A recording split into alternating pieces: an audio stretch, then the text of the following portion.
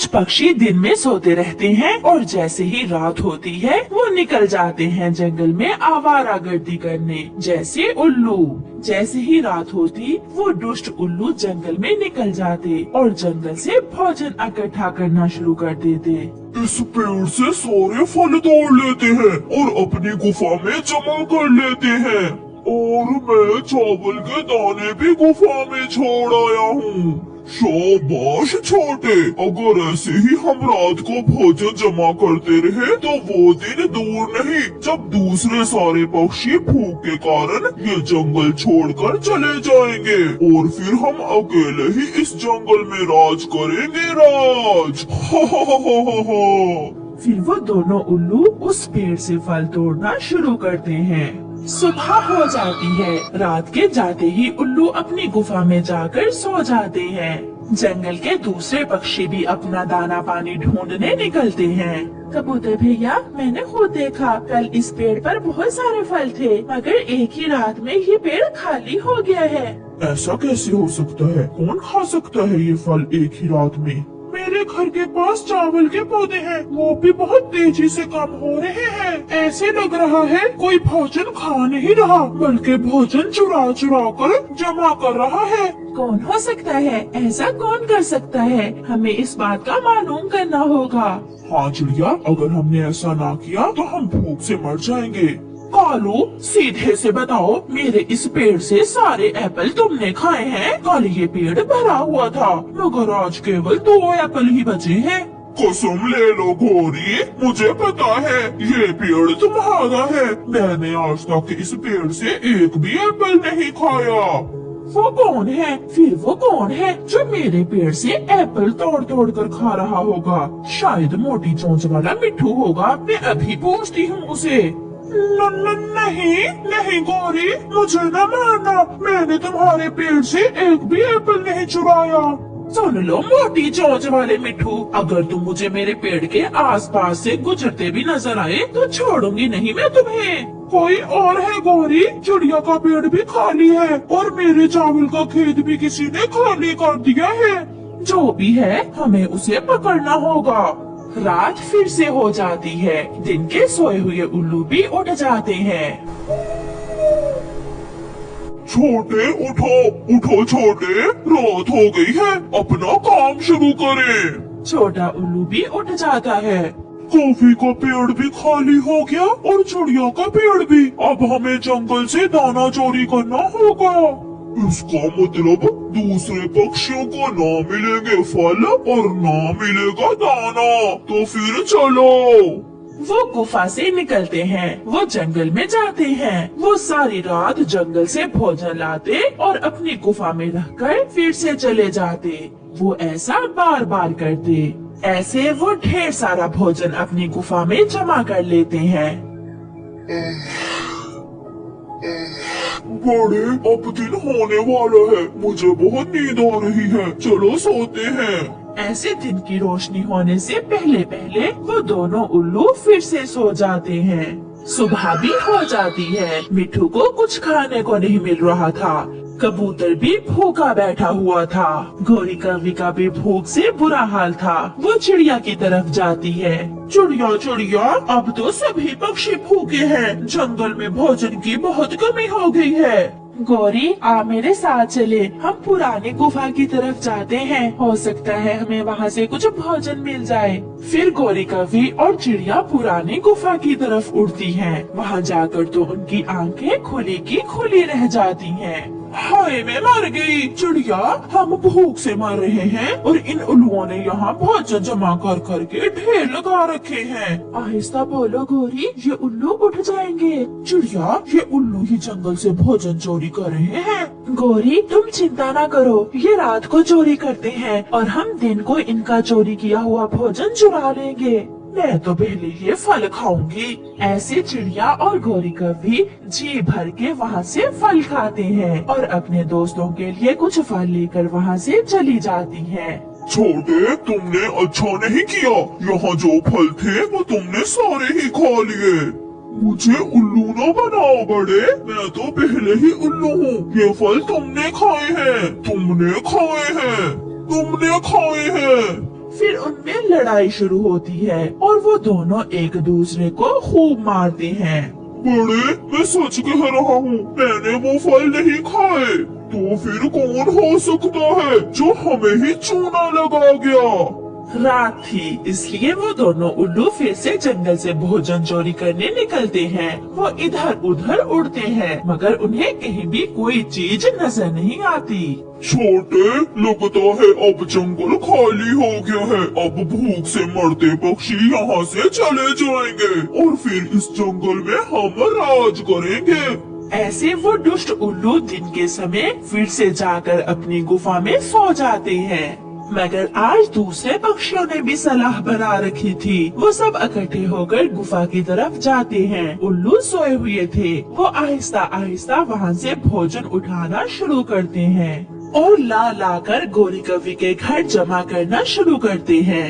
थोड़ी ही देर में पक्षी उल्लू का चुराया हुआ सारा भोजन उठाकर ले जाते हैं। गोरी बहन अब चले, अगर उल्लू उठ गए तो उन्हें पता चल जाएगा। सब पक्षी वहाँ से चले जाते हैं।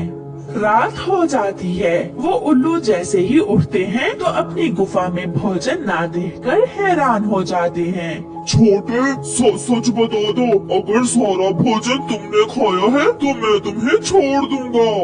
वाह जी वाह, जब मैं सो जाता हूँ तो भोजन खुद खाकर नाम लगा देते हो मेरा। चोर कहीं के, तुम ऐसा करते हो। वो फिर से आपस में लड़ते हैं और लड़ते लड़ते वो दोनों उल्लू वहीं मर जाते हैं। ऐसे पक्षियों ने अपनी बुद्धि से उन उल्लुओं को हरा दिया।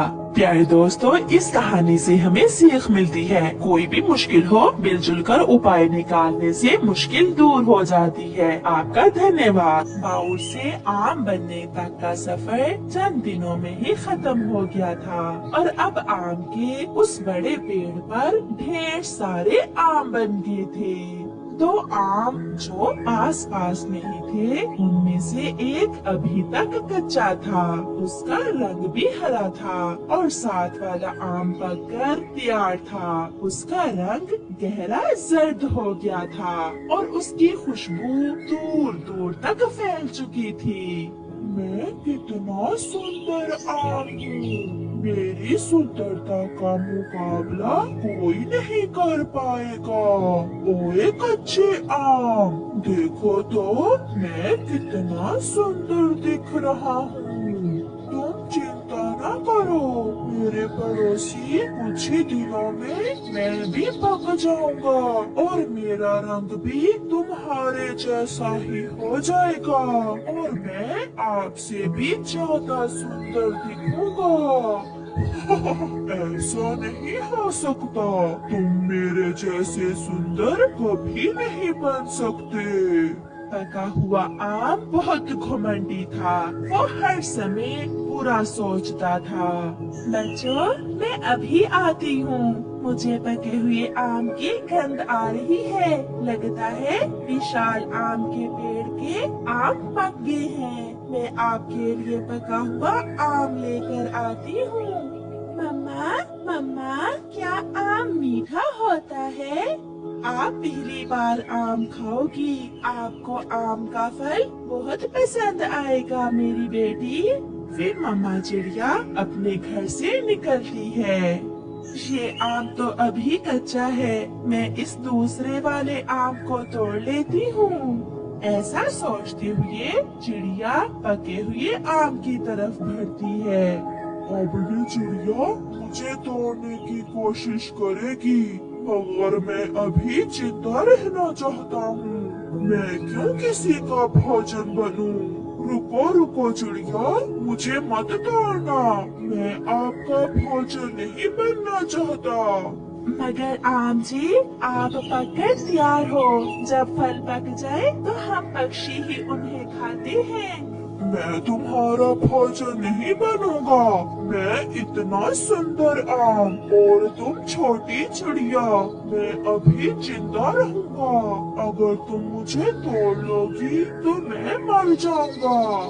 अगर तुम सुंदर हो तो इसमें तुम्हारा कोई कमाल नहीं है। तुम्हारी सुंदरता इस पेड़ के कारण है और आज तक इस पेड़ ने हमें अपने फल खाने से नहीं मना किया। ये सब साथ वाला कच्चा आम सुन रहा था और वो चिड़िया से कहता है, चिड़िया, ये मेरा पड़ोसी बहुत घमंडी है। आप कुछ दिन इंतजार कर लें, मैं पकने ही वाला हूँ, आप मुझे खा लेना। ठीक है अच्छे आम, मैं आज अपने बच्चों के लिए दाना ले जाती हूँ। फिर चिड़िया वहाँ से चली जाती है, जिसे देखकर पका हुआ आम और भी अकड़ जाता है। बड़ी आई थी मुझे खाने वाली, चल भाग यहाँ से। चिड़िया अपने बच्चों के लिए दाना ढूंढती है और घर वापस जाती है। घोंसले में बैठी गुड़िया अपनी मम्मा को दूर से ही आते देख लेती है। मम्मा आ गई, मम्मा आ गई। मगर मम्मा, आपने तो आज मेरे लिए पका हुआ आम लाना था, ये तो दाना है। गुड़िया बेटी, एक ही आम पका था अभी, बाकी के सब तो कच्चे थे। तो मम्मा आप ही आम तोड़ लाती।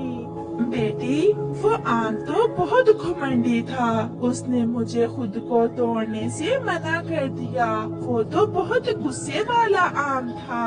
फिर चिड़िया की बेटी दाना ही खा लेती है। कुछ दिन गुजर जाते हैं और कच्चा आम भी पक जाता है। वो भी घमंडी आम की तरह पीला हो जाता है। पक गया, तू भी पक गया, अब पक्षी तुझे ही खाएंगे। मैं तो किसी के काम आऊंगा नहीं। मुझे बहुत खुशी होगी जब कोई मुझे तोड़ कर खाएगा, क्योंकि एक ना एक दिन तो हमें खत्म होना ही है। ऐसे पेड़ पर लगे हुए गल सड़ जाने से तो अच्छा है कोई मुझे खा ही ले। लो, तो फिर वो तोता आ रहा है, तैयारी करो उसका भोजन बनने की। ये जंगल सुंदर जंगल है, यहाँ मीठे मीठे फल हैं, लगे यहाँ फूल भी हैं, यहाँ झरने भी हैं। वो रहे पके हुए मीठे मीठे आम। मैं अभी वहाँ जाकर आम खाता हूँ। तोता पके हुए आम देखकर आम के पेड़ की तरफ जाता है। जैसे ही तोता आम के पेड़ पर बैठता है, घमंडी आम तुरंत तोते से कहता है, खबरदार बड़ी चोंच वाले मिट्ठू, अगर मुझे खाने की कोशिश की तो मैं कड़वा बन जाऊंगा और तुम्हारे मुंह का स्वाद कड़वा कर दूंगा। मैं तो बड़ी इच्छा लेकर यहाँ आया था और तुम मुझे खुद को खाने से मना कर रहे हो। आप ऐसा क्यों कर रहे हो सुंदर आम? क्योंकि मैं बहुत सुंदर हूँ, कोई मेरे जैसा सुंदर पक्षी ही मुझे खाएगा।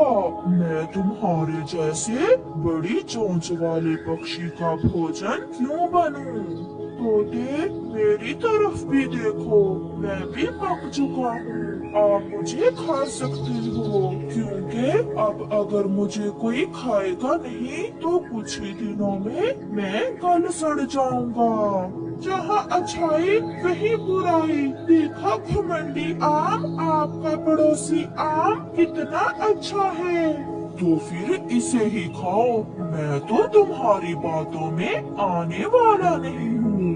फिर मिठू तोता दूसरा आम तोड़कर वहाँ से चला जाता है। नहीं बनूंगा, मैं किसी का भोजन नहीं बनूंगा। कुछ भी हो जाए, मैं हमेशा ऐसे ही पेड़ पर बना रहूंगा और आते जाते पक्षियों का दिल ललचाता रहूंगा। मम्मा आज जाइए ना, वो अच्छा आम भी अब तक तो पक गया होगा। आप मुझे आम ला कर देना। मैं जाती हूँ मेरी बेटी, वो आम अब तक पक गया होगा। चिड़िया अपने घोंसले से निकलती है, मगर चिड़िया ये देखकर निराश हो जाती है कि वहाँ तो वो आम था ही नहीं। घमंडी आम चिड़िया को देखकर हंसता है। फिर आ गई चिड़िया, तुम फिर आ गई हो। ले क्या वो कच्चा आम, जैसे ही पका उसे तो हरा तोता ले उड़ा। अब तुम भागो, क्योंकि तुम जानती हो मैं तो तुम्हारा भोजन बनने वाला नहीं हूँ। आपके अलावा और भी आम हैं, वो देखे ऊपर। अब इस पेड़ के सारे ही आम पककर तैयार हैं। मैं दूसरे वाला आम तोड़ लेती हूँ और तुम यहाँ ही सड़ते रहना, कोई भी तुम्हारे पास नहीं आएगा। फिर चिड़िया उस आम से एक और आम तोड़कर ले जाती है। ऐसे ही दिन गुजरते गए और पक्षी जैसे ही उस घुमंडी आम के फल के पास आते, वो उन्हें खुद को खाने से मना कर देता और पक्षी दूसरे आम तोड़कर ले जाते। आहिस्ता आहिस्ता उस पेड़ से सारे ही आम खत्म हो जाते हैं और रह जाता है वो वही अकेला घुमंडी आम। मगर आज उस आम को बहुत कमजोरी महसूस हो रही थी। उसका रंग भी पहले से हल्का होने लगा था। तेज धूप है, इस धूप से मुझे बहुत नफरत है। ये मेरा चेहरा जला देगी। मेरे साथ कोई बात करने वाला भी नहीं है। जैसे जैसे दोपहर हो रही थी, धूप बढ़ रही थी और दोपहर तक वो आम पूरी तरह काला हो जाता है। बहुत बुरा किया मैंने, जो अपनी सुंदरता पर घमंड किया। इससे तो अच्छा था कि कोई मुझे खा ही लेता। क्या अब मैं कल सड़ जाऊंगा? नहीं, ऐसा नहीं हो सकता। वो घमंडी आम ऐसे सोचकर रोने लग जाता है। कौवे को अपनी तरफ आते देखकर वो घमंडी आम बहुत खुश होता है। कौवे कौवे, मैं यहाँ हूँ, बहुत मीठा हूँ, मुझे खा लो, मुझे अपना भोजन बना लो। मैं बहुत स्वादिष्ट आम हूँ। तुम्हारे जैसा गला सड़ा आम खाने से तो अच्छा है मैं कोई दाना ही खा लूं। कौवा ऐसे कहते हुए वहाँ से चला जाता है। शाम से पहले ही वो आम टूटकर नीचे गिर जाता है और फट जाता है और उसमें कीड़े पड़ जाते हैं और उसकी बदबू दूर दूर तक जा रही थी। उसका शरीर खत्म हो जाता है और उसकी सुंदरता मिट्टी में मिल जाती है। प्यारे दोस्तों, इस कहानी से हमें सीख मिलती है, खुद पर कभी भी घमंड ना करें, क्योंकि जो घमंड करता है उसका सर हमेशा नीचा ही होता है। आपका धन्यवाद।